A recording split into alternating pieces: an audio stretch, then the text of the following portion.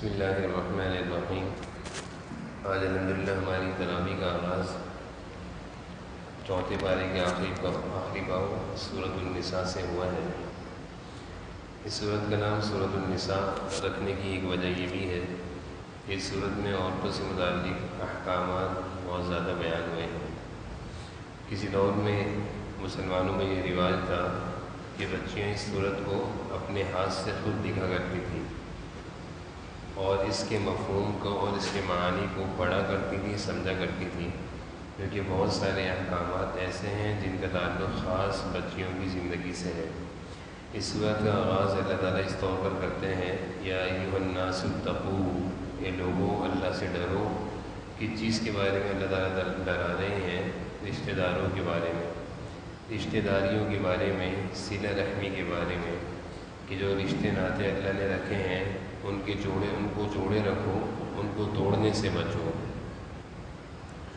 اگلی آیتوں میں اللہ تعالیٰ نے یتیموں کے سرپرستوں کو ہدایت دی ہے کہ ان کے مال میں خیانت نہ کرو، اور اس سے اگلی آیتوں میں آگے اللہ تعالیٰ ارشاد فرماتے ہیں کہ یتیموں کا مال کھانے والا ایسا ہے جیسے جہنم کی آگ کو اپنی پیٹ میں بھر رہا ہے، جہنم کی آگ اپنی پیٹ میں بھر رہا ہے جو یتیموں کا مال کھا رہا ہے۔ اسلام سے قبل مردوں میں یہ رواج تھا کہ جتنی چاہتے شادیاں کرتے، یعنی مردوں میں کوئی روک اور کوئی رکاوٹ نہیں تھی، جتنی چاہتے شادیاں کرتے۔ اسلام نے قانون بنایا کہ اگر مرد عورت کے حقوق اچھے طریقے سے ادا کر سکتا ہے تو ایک سے زیادہ 4 تک رکھ سکتا ہے، 4 سے زیادہ رکھنے کی اجازت نہیں۔ آج غیر مسلم ملکوں میں قانون تو یہ ہے کہ ایک سے زیادہ بھی شادی کرنے کی اجازت نہیں، لیکن شادی سے ہٹ کر غیر قانونی طور پر جتنی چاہیں عورتوں کو رکھ سکتے ہیں۔ تو جو چیز شرعاً جائز ہے کہ نکاح کی صورت میں 4 تک عورتوں کو، بیویوں کو اپنے ساتھ نکاح میں رکھ سکتے ہیں، اور رکھنے کا ایک ہی راستہ ہے، وہ ہے نکاح۔ نکاح کے علاوہ کوئی اور راستہ نہیں مرد اور عورت کا آپس میں ملنے کا۔ اگر مرد اور عورت نکاح کے علاوہ کسی بھی صورت میں آپس میں ملتے ہیں، وہ ناجائز ہے، وہ حرام ہے، وہ زنا ہے۔ آگے اللہ تعالیٰ نے عورتوں کے حق کو بیان فرمایا ہے کہ مہر جو کہ نکاح کی صورت میں رکھا جاتا ہے وہ عورتوں کا حق ہے، اور مردوں کو حکم دیا ہے کہ اس مہر کو اچھے طریقے سے ادا کرو۔ یہی وجہ ہے کہ شرعی حکم ہے کہ اگر مرد عورت کا مہر نہیں دیتا تو یہ مرد کے ذمہ قرض ہے جو اس کو دینا ہوگا۔ اسلام سے قبل عورتوں کے حقوق کو بہت زیادہ پامال کیا جاتا تھا، اور جہالت میں یعنی زمانہ جاہلیت میں یہ مقولہ تھا کہ ہم اس کو وراثت کیوں دیں جو گھوڑے پر سوار نہ ہو سکے، تلوار ہاتھ میں نہ لے سکے، دشمنوں سے مقابلہ نہ کر سکے، تو ہم اس کو وراثت میں سے بھی کچھ نہیں دیں گے۔ یعنی یہ مقولہ عورتوں کے بارے میں تھا کہ جب عورت یہ سارے کام نہیں کر سکتی تو وراثت میں بھی اس کو حصہ نہیں ملے گا۔ اسلام نے عورتوں کے حقوق کو تفصیل سے بیان فرمایا اور وضاحت کری کہ جس طرح مرد کا حق ہے مال میراث میں اور وراثت لینے کا مرد کا حق ہے، اسی طرح عورتوں کا بھی حق ہے، اور ان کے حصے یعنی مردوں اور عورتوں کے حصے اللہ تعالیٰ نے قرآن کریم میں تفصیل سے بیان کرے۔ سورۃ النساء کا ایک پورا رکوع ہے جس میں اللہ تعالیٰ عورتوں اور مردوں کے حصے بیان کرتے ہیں کہ اگر کوئی آدمی مرتا ہے اور اس کے ورثاء میں بیٹے بھی ہیں، بیٹیاں بھی ہیں، بیوی بھی ہے، تو ان سب کو کتنا کتنا حصہ دیا جائے گا۔ اللہ تعالیٰ نے قرآن کریم میں اس چیز کو تفصیل سے بیان کر دیا ہے۔ آگے اللہ تعالیٰ ان لوگوں کی لیے مذمت کرتے ہیں جو اپنے حسن و جوان اور اپنی جوانی کو بدکاری اور گناہوں میں لگاتے ہیں، یعنی جنہوں نے اپنے حسن کو، اپنی قوت اور طاقت کو، اپنی جوانی کو بجائے اللہ کی عبادت میں لگانے کے اللہ کی نافرمانی اور بدکاری میں لگایا، اللہ تعالیٰ ایسے لوگوں کی مذمت کرتے ہیں۔ پھر اس سے اگلی آیتوں میں اللہ تعالیٰ کہتے ہیں کہ پھر بھی اگر کسی سے کوئی ایسا گناہ ہو جاتا ہے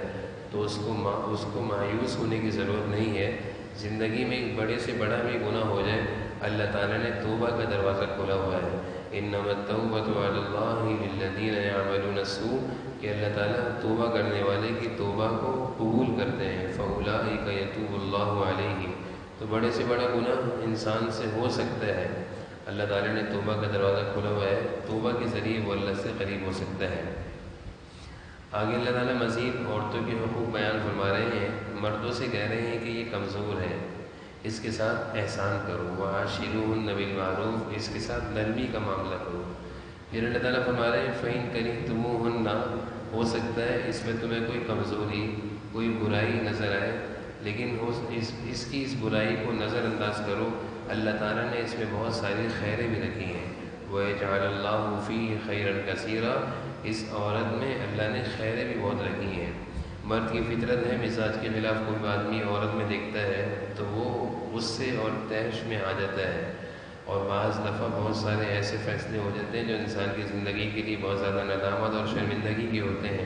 اس لیے اللہ تعالیٰ نے مرد کو ایک حکم تو یہ دیا کہ اس کے ساتھ احسان کرو، نرمی کا معاملہ کرو، اور دوسرا حکم یہ دیا کہ اگر تمہیں اس میں کوئی برائی دکھتی ہے تو اس کی اچھائیوں کو دیکھو، اس میں اللہ تعالیٰ نے اچھائیاں بہت ساری رکھی ہیں۔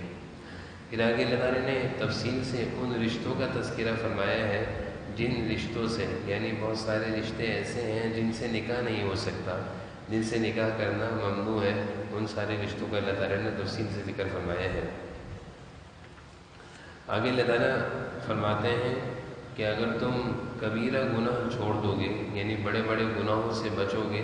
تو اللہ تعالیٰ تمہیں تمہارے چھوٹے گناہوں کو معافی فرما دیں گے اور چھوٹے گناہوں سے تمہاری حفاظت بھی فرمائیں گے۔ انسان بہت سارے ایسے کام کرتا ہے جو اللہ کی نافرمانی اور ناراضگی کے ہوتے ہیں، کچھ کام تو ایسے ہوتے ہیں جن کو بڑے گناہوں میں شمار کیا جاتا ہے، جیسے بدکاری ہے اور شراب نوشی ہے، اور اس کے علاوہ چوری ہے، ڈاکہ زنی ہے، یہ سارے گناہ، اور اس کے علاوہ اور بھی بہت سارے گناہ ہیں جو بڑے گناہوں میں شمار ہوتے ہیں۔ اللہ تعالیٰ کہہ رہے ہیں بڑے گناہوں کو بھی چھوڑو، چھوٹے گناہوں کو بھی چھوڑو، اور اللہ کی طرف معافی اور اپنی معافی کی امید اور طلب لیتے ہوئے آگے بڑھو۔ آگے اللہ تعالیٰ گھر کی زندگی کے نظام کو بیان فرما رہے ہیں کہ گھر کی زندگی یہ پورا ایک نظام ہے، یہ نظام گھر کی زندگی کا جو سلسلہ ہے یہ مرد سے بھی چلتا ہے اور عورت سے بھی چلتا ہے، اس میں مرد کا بھی کردار ہوتا ہے اور عورت کا بھی کردار ہوتا ہے۔ ذمہ داریاں کچھ اس طرح اللہ تعالیٰ نے مقرر کری ہیں کہ مرد کی ذمہ داری باہر کی ہے اور عورت کی ذمہ داری گھر کی ہے۔ مرد اگر گھر میں یہ سمجھنے لگے کہ میں ہی سب کچھ ہوں اور میرے علاوہ یہاں پہ کوئی کچھ نہیں ہے، تو اللہ تعالیٰ نے کہا کہ اس طرح گھر کی زندگی چلا نہیں کرتی۔ مرد کو البتہ گھر کا نگران اور ذمہ دار بنایا ہے، اور عورت کو، بچوں کو اس کا ماتحت بنایا ہے، لیکن یہ گھر کی زندگی چلتی دونوں کی باہمی الفت و محبت اور اتفاق سے۔ پھر آگے اللہ تعالیٰ عورتوں کی خوبیاں بیان فرما رہے ہیں کہ عورت وہ ہو جس کے اندر شوہر کی فرما برداری ہو، اور شوہر کی غیر موجودگی میں اس کے مال کی بھی حفاظت کرے اور اپنی شرمگاہ کی بھی حفاظت کرے۔ اور پھر اللہ نے فرمایا کہ اگر کبھی میاں بیوی میں آپس میں کوئی ناچاقی ہو جائے تو یہ ایسا معاملہ ہے کہ اس کو گھر میں ہی حل کر لیا جائے۔ شریف خاندان اور شریف گھرانوں کے معاملات جب عدالت میں جاتے ہیں تو اچھا نہیں معلوم ہوتا، اس لیے شریعت ہمیں سکھاتی ہے کہ اگر میاں بیوی میں آپس میں نا اتفاقی ہو جائے، پہلے تو وہ آپس میں بیٹھ کر اس مسئلے کو حل کریں، اور اگر آپس میں ہی مسئلہ حل نہ ہو تو خاندان کے 2-4 بڑے افراد مل کر اس مسئلے کو حل کرنے کی کوشش کریں۔ اس مسئلے کو زیادہ بڑھانا نہیں چاہیے، نہ ہی عدالتوں میں لے جانا چاہیے، اس سے معاملات خراب ہوتے ہیں اور معاشرے میں فساد پھیلتا ہے اور اس سے خاندانوں کی بے عزتی ہوتی ہے۔ آگے اللہ تعالیٰ نے اپنے حقوق بھی بیان فرمائے اور بندوں کے حقوق بھی بیان فرمائے، اور دونوں کے حقوق کو اللہ تعالیٰ نے ساتھ ساتھ ذکر فرمایا کہ جس طرح اللہ کی عبادت اللہ کا حق ہے، اسی طرح بندوں کے حقوق کی ادائیگی، والدین کے ساتھ احسان، رشتہ داروں کے ساتھ احسان، یتیموں، مسکینوں، پڑوسیوں کے ساتھ احسان، یہ بھی بندے پر حقوق ہیں۔ آگے اللہ تعالیٰ بخل اور کنجوسی کی مذمت کرتے ہیں کہ بخل کرنا، کنجوسی کرنا، اس سے اپنے کو بچاؤ۔ اسی طرح جب کوئی مال خرچ کرو تو اللہ کے لیے خرچ کرو، لوگوں کو دکھانے کے لیے خرچ نہ کرو، کیونکہ جو بھی خیر کا کام اللہ کے لیے کیا جاتا ہے اس پر اجر و ثواب دنیا اور آخرت میں ملتا ہے، لیکن جس کام میں نیت بدل جائے اور لوگوں کو دکھانے کی نیت آ جائے تو پھر اس پر اجر نہیں ملا کرتا۔ آگے اللہ تعالیٰ تیمم کے احکامات بیان فرماتے ہیں کہ بعض دفعہ ایسا ہوتا ہے کہ پانی موجود نہیں ہوتا اور قرب و جوار میں دور دور تک پانی موجود نہیں ہوتا، تو شریعت نے وضو کا ایک قائم مقام بنایا ہے جس کو کہتے ہیں تیمم، اور اس کا پورا طریقہ اور اس کے پورے ضابطے اور اس کے پورے مسائل تفصیل سے بیان کیے ہیں کہ اس کے مطابق اگر تم تیمم کرتے ہو تو تم اسی طرح پاک ہو جاؤ گے جس طرح وضو کرنے سے پاک ہو جاتے ہو۔ تو اگلی آیتوں میں اسی تیمم سے متعلق احکامات بیان فرمائے ہیں۔ پھر آگے اللہ تعالیٰ نے بیت اللہ کی کنجی سے متعلق، یعنی حرم شریف بیت اللہ شریف کی کنجیوں سے متعلق ایک مسئلہ بیان فرمایا ہے کہ جب مکہ فتح ہوا تھا اور مکہ فتح ہونے کے بعد جناب نبی کریم صلی اللہ علیہ وسلم کے دست مبارک میں بیت اللہ شریف کی چابیاں آ گئی تھیں۔ اس وقت اللہ تعالیٰ کی طرف سے یہ آیتیں اتری تھی کہ یہ چابیاں انہی لوگوں کو دے دی جائے جو اس کے اہل ہیں، یعنی جس خاندان میں بیت اللہ کی چابیاں شروع سے چلی آ رہی ہیں اسی خاندان میں لوٹا دی جائے۔ چنانچہ آپ صلی اللہ علیہ وسلم نے انہی لوگوں کو بیت اللہ کی کنجیاں دیں جن کے خاندان در خاندان کی کنجیاں انہی کے پاس چلی آ رہی تھیں، اور آج تک اسی خاندان کے ہاتھ میں یہ چابیاں ہیں جس خاندان کے ہاتھ میں حضور صلی اللہ علیہ وسلم نے کنجیاں دی تھیں۔ پھر آگے اللہ تعالیٰ نے مسلمانوں کو ایک ضابطہ بیان فرمایا ہے کہ اللہ اور اس کا رسول جب کسی معاملے میں فیصلہ کر دیں تو اس کو تسلیم کر لیا کرو، اپنا دماغ یا اپنا مزاج یا اپنی سوچ مت چلایا کرو۔ چنانچہ اس سے متعلق ایک واقعہ بھی آتا ہے تفاصیل میں کہ ایک یہود اور ایک منافق کے درمیان جھگڑا ہو گیا تھا۔ جناب نبی کریم صلی اللہ علیہ وسلم نے یہود کے حق میں فیصلہ کیا، یہودی کے حق میں، کیونکہ وہ حق پر تھا۔ منافق نے اس فیصلے کو تسلیم نہیں کیا اور وہ یہودی کو حضرت عمر رضی اللہ عنہ کے پاس لے گیا اس امید پر کہ حضرت عمر یہودیوں کے بارے میں بہت سخت ہے، اور جا کر حضرت عمر سے کہا کہ ہمارا یہ جھگڑا ہو گیا ہے، فیصلہ کر دیں۔ اور یہودی نے ساتھ میں یہ کہا کہ یہ فیصلہ اس بارے میں حضور صلی اللہ علیہ وسلم یعنی تمہارے نبی کر چکے ہیں میرے حق میں۔ حضرت عمر اندر گئے اور اندر سے تلوار نکال کر لائے اور اس منافق کی گردن اڑا دی، اور اس سے یہ کہا کہ جس کو میرے نبی یعنی حضور صلی اللہ علیہ وسلم کا فیصلہ منظور نہ ہو اس کا فیصلہ یہ تلوار کرے گی۔ جب منافق کو حضرت عمر نے قتل کر دیا تو منافقین نے پروپیگنڈا شروع کر دیا کہ ایک مسلمان کی جان لے لی۔ چنانچہ اس پروپیگنڈے کے بعد اللہ تعالیٰ نے حضرت عمر رضی اللہ عنہ کی تائید میں قرآن کریم کی یہ آیتیں اتار دی، أَلَمْ تَرَ إِلَى الَّذِينَ يَزْعُمُونَ أَنَّهُمْ آمَنُوا بِمَا أُنزِلَ إِلَيْكَ، اور ان آیتوں سے واضح کر دیا کہ یہ مسلمان نہیں تھا۔ عمر نے کسی مسلمان کی جان نہیں لی، اگر یہ مسلمان ہوتا تو یہ اللہ اور اس کے رسول کے فیصلے کو پہلے ہی تسلیم کر لیتا، یہ عمر کے پاس نہ جاتا۔ اگلی آیت میں اللہ تعالیٰ نے ایمان والوں کی 3 علامتوں کو بیان فرمایا ہے کہ جب بھی کوئی جھگڑا ہو یا کوئی آپس میں اختلاف ہو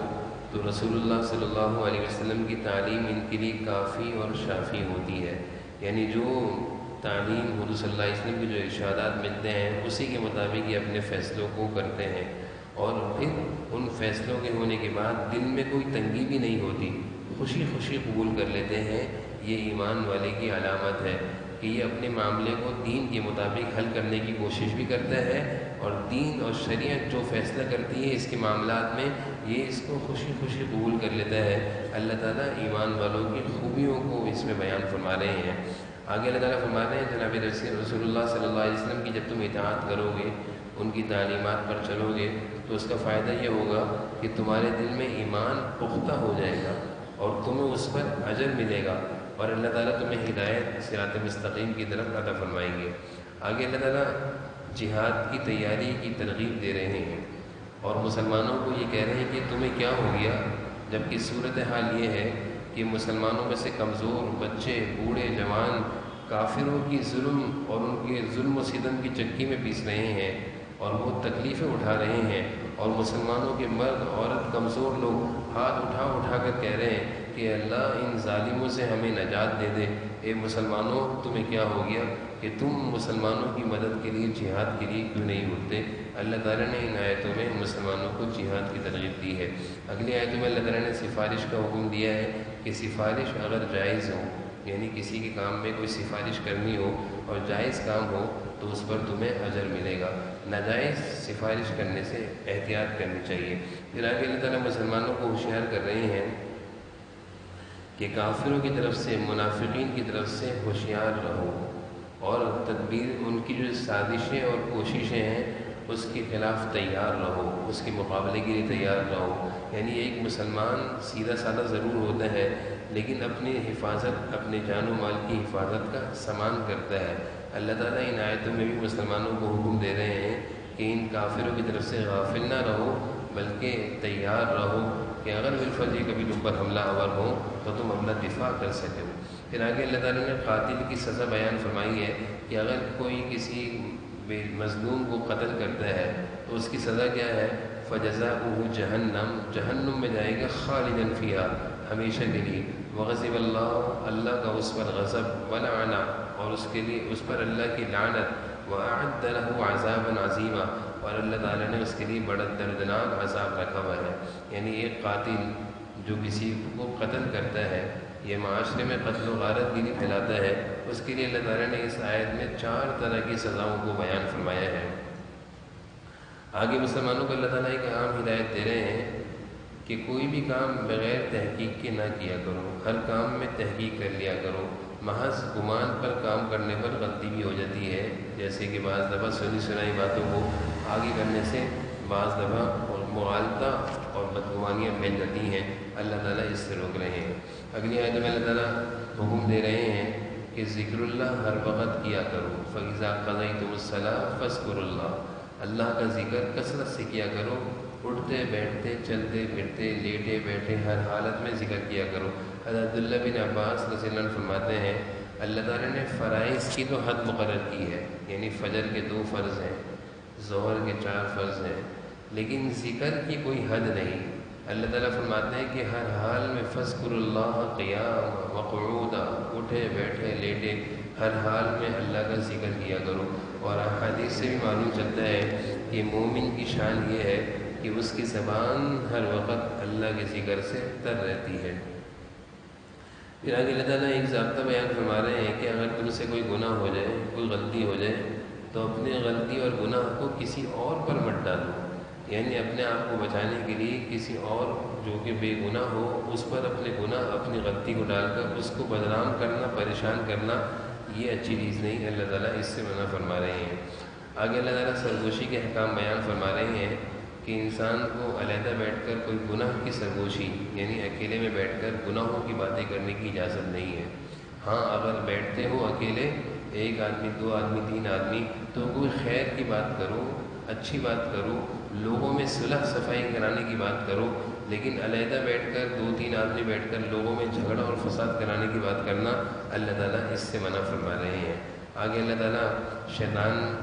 کے حملے سے انسانوں کو ہوشیار کر رہے ہیں کہ وہ انسانوں کو گمراہ کرنے کے لیے مختلف قسم کے راستے اختیار کرتا ہے اور اس کی پوری کوشش ہوتی ہے کہ اسی طرح مسلمانوں کو وہ گمراہ کرے. یہ آخری آیتوں میں اللہ تعالیٰ منافقین کے حالات کو تفصیل سے بیان کر رہے ہیں. تقریباً آخر 2 صفحوں میں منافقین کی حالت کو اللہ تعالیٰ نے تفصیل سے بیان فرمایا، ان کے انجام بد کو بھی بیان فرمایا، ان کی بری عادتوں کو بھی بیان فرمایا. منافقین کی بری عادتوں میں سے ایک بری عادت یہاں اللہ تعالیٰ بیان فرما رہے ہیں وَإِذَا قَامُوا إِلَى الصَّلَاةِ قَامُوا كُسَالَىٰ، نماز پڑھتے نہیں ہیں. نماز پڑھتے ہیں تو سستی دکھاتے ہیں. اولاً تو پڑھتے نہیں ہیں، تو نماز میں سستی دکھانا یہ منافقین کا عمل ہے. پھر اللہ نے فرمایا کہ اگر پڑھتے ہیں تو ریاکاری کرتے ہیں، لوگوں کو دکھانے کے لیے پڑھتے ہیں، اللہ کے لیے نہیں پڑھتے، بس یہ دکھانا چاہتے ہیں کہ لوگ ہمیں مسلمان کہیں. اور تیسری ان کی برائی یہ بیان فرمائی وَلَا يَذْكُرُونَ اللَّهَ، اللہ کا ذکر نہیں کرتے. اللہ کا ذکر کرنے والا تو ایمان والا ہوتا ہے، منافق اللہ کا ذکر نہیں کرتا. پھر اللہ تعالیٰ نے ان کے انجام کو بیان فرمایا إِنَّ الْمُنَافِقِينَ فِي الدَّرْكِ الْأَسْفَلِ مِنَ النَّارِ، کہ منافقین جو ہوں گے وہ جہنم کے سب سے نچلے طبقے میں ہوں گے. اللہ تعالیٰ ہم سب کو سمجھ. الحمد للہ.